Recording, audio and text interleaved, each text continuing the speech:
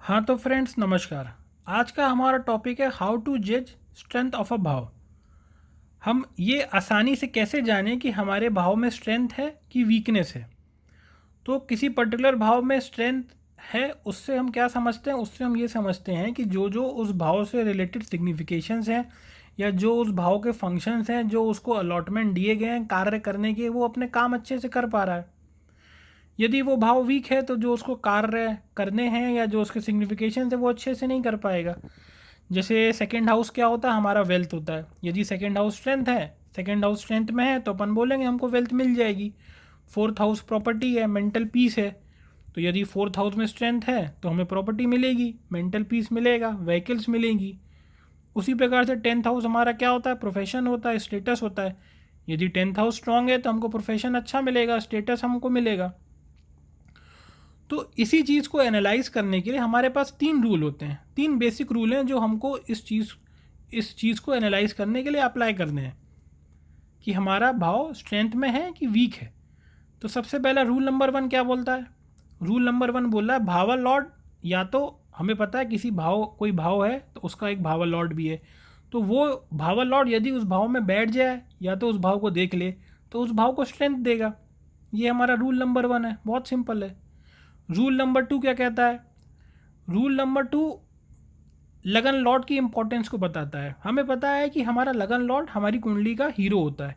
किसी भी bird chart का हीरो उसका लगन लॉर्ड होता है। तो लगन लॉर्ड जहाँ बैठेगा, जहाँ देखेगा, वहाँ शुभता ही प्रदान करेगा। तो लगन लॉर्ड किसी भाव के साथ कनेक्शन बना ले तो उसको स्ट्रेंथ देगा। रूल नंबर 3 क्या बोल रहा है? रूल नंबर 3 बोल रहा है बेनिफिक्स प्लैनेट्स या तो किसी पर्टिकुलर भाव में बैठ जाए या देख ले तो भी उस पर्टिकुलर भाव को स्ट्रेंथ देते हैं। तो हमारे बेनिफिक, यहाँ हम नेचुरल बेनिफिक प्लैनेट्स की बात कर रहे हैं। हमारे नेचुरल बेनिफिक प्लैनेट्स कौन कौन से हैं? जुपिटर है, वीनस है, मरकरी है, मून है। तो ये प्लैनेट यदि किसी भाव में बैठेंगे या किसी किसी भाव को देखेंगे तो शुभता प्रदान करेंगे। तो आइए हम इन तीन सिंपल रूल को लगा के चेक करते हैं कि कोई भाव पर्टिकुलर स्ट्रेंथ में है कि वीकनेस में है। तो हम चेक करते हैं फर्स्ट हाउस। तो हमको फर्स्ट हाउस को एनालाइज करना है। तो एनालाइज करने के लिए हमें सबसे पहले देखना है कि फर्स्ट हाउस में कौन कौन से प्लैनेट बैठे हैं। तो हमने देखा कि फर्स्ट हाउस में सैटर्न बैठा हुआ है। अब सैटर्न कौन? सैटर्न उस भाव का लॉर्ड है। सैटर्न कुंडली का लगन लॉर्ड है। तो as per rule 1 and rule 2 Saturn इस भाव के लिए शुभ प्लैनेट है, इस भाव को स्ट्रेंथ देगा। ठीक है। अब इसके बाद अपन चेक करेंगे कि फर्स्ट हाउस को कौन कौन से प्लैनेट देख रहे हैं। तो हमने देखा कि mercury and Venus first house को देख रहे हैं सेवेंथ एस्पेक्ट से। जुपिटर फर्स्ट हाउस को देख रहा है फिफ्थ एस्पेक्ट से। तो क्योंकि मरकरी, वीनस, जुपिटर हमारे नेचुरल बेनिफिक है एज पर रूल 3, तो इस रूल के हिसाब से ये बेनिफिक प्लैनेट्स का फर्स्ट हाउस को देखना फर्स्ट हाउस को स्ट्रेंथ दे रहा है। फिर हमने देखा फर्स्ट हाउस को मार्स भी देख रहा है। मार्स क्या है? मार्स एक नेचुरल मेलेफिक प्लैनेट है, तो ये फर्स्ट हाउस को वीक करेगा। तो ओवरऑल हमने देखा कि ओवरऑल हमने क्या देखा कि सैटर्न जो कि लगन लॉर्ड है, जो कि भावल लॉर्ड है, वो वहाँ बैठा हुआ है, स्ट्रेंथ दे रहा है। मरकरी, वीनस और जुपिटर भी देख रहे हैं जो कि स्ट्रेंथ दे रहे हैं।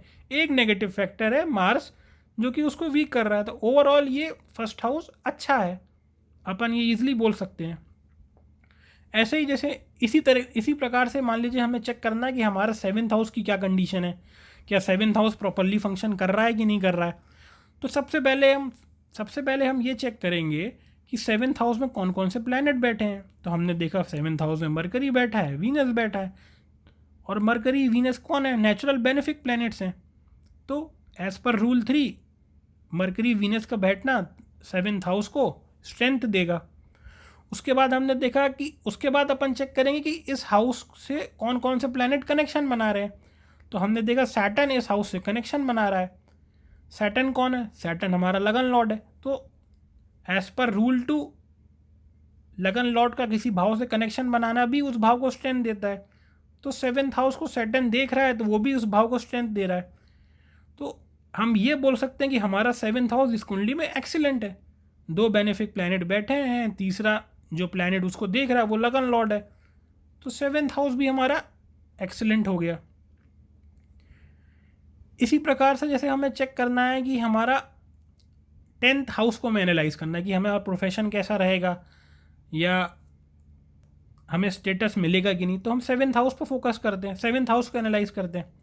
तो सबसे पहला स्टेप क्या है हमारे एनालाइज का कि उस भाव में कौन कौन से प्लैनेट बैठे हैं। तो हमने देखा उस भाव में केतु बैठा है, मार्स बैठा है, क्योंकि दोनों ही नेचुरल मेलेफिक प्लैनेट्स हैं और दोनों में से कोई भी प्लैनेट ना तो भावल लॉर्ड है ना तो लगन लॉर्ड है, तो इसका मतलब ये 10th हाउस को वीक कर रहे हैं। ठीक है, अब हमें देखना है कि कौन कौन से प्लैनेट हैं जो 10th हाउस के साथ कनेक्शन बना रहे हैं। तो हमने देखा कि 10th हाउस के साथ राहु कनेक्शन बना रहा है, मून कनेक्शन बना रहा है।